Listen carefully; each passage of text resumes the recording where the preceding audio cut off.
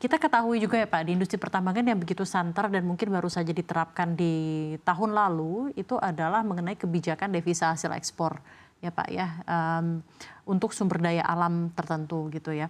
Dan ini tentunya memiliki dampak tersendiri terhadap industri pertambangan, tapi juga ada salah satu argumentasi devisa hasil ekspor ini diperlukan karena kita butuh menjaga cadangan devisa kita dan juga mata uang kita gitu ya Pak ya. Bagaimana tanggapan Anda dan dengan adanya pemimpin baru ini untuk devisa hasil ekspor, harapannya seperti apa dari pengusaha tambang? Oke, sektor pertambangan pengusaha kita butuh dukungan perbankan lokal. Ya. Oke, ini dari segi ini menarik.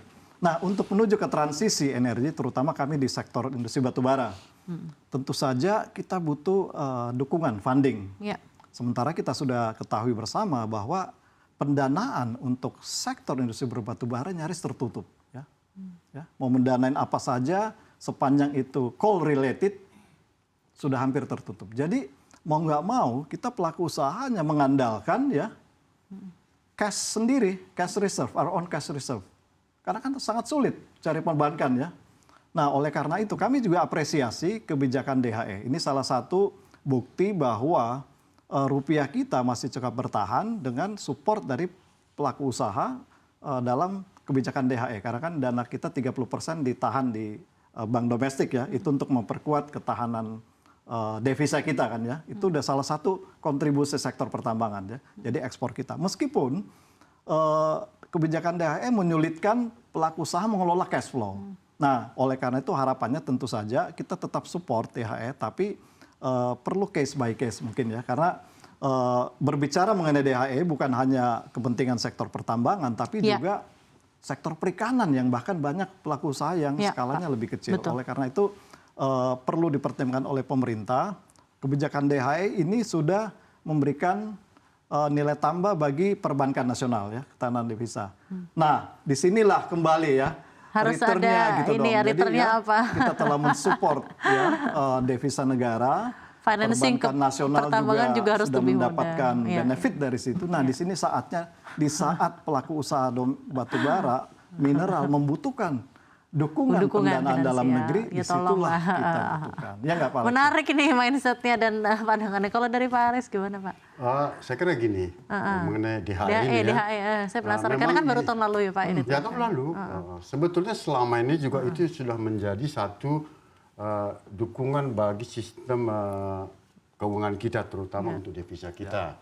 Nah, dengan aturan tahun lalu kita kan diwajibkan 30% dibangun. Namun kebetulan saya ketua Asosiasi Smelter seluruh smelter Indonesia.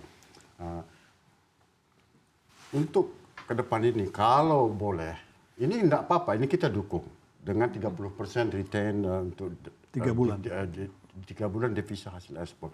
Namun seperti beliau sampaikan, Pak Hendra sampaikan, kita akan kesulitan dalam mengelola cash flow kita. Nah, bagaimana kalau yang sudah 30% kita transfer menjadi rupiah? Apakah boleh ini kita gunakan? Konversi ya? Konversi. Kan toh nggak keluar lagi kan? Nah, ini saya kira yang penting juga dipertimbangkan. Di samping itu, seperti kita lihat tadi, yang 30% ini nanti kalau boleh juga bisa diberikan kepada investor, terutama di sektor proses hilirisasi. Karena hilirisasi ini saya kembali terus terang, kalau saya pribadi sangat mengharapkan presiden siapapun nanti itu dilanjutkan ke industrialisasinya. Kenapa? Karena disinilah letak negara ini nanti kemajuannya.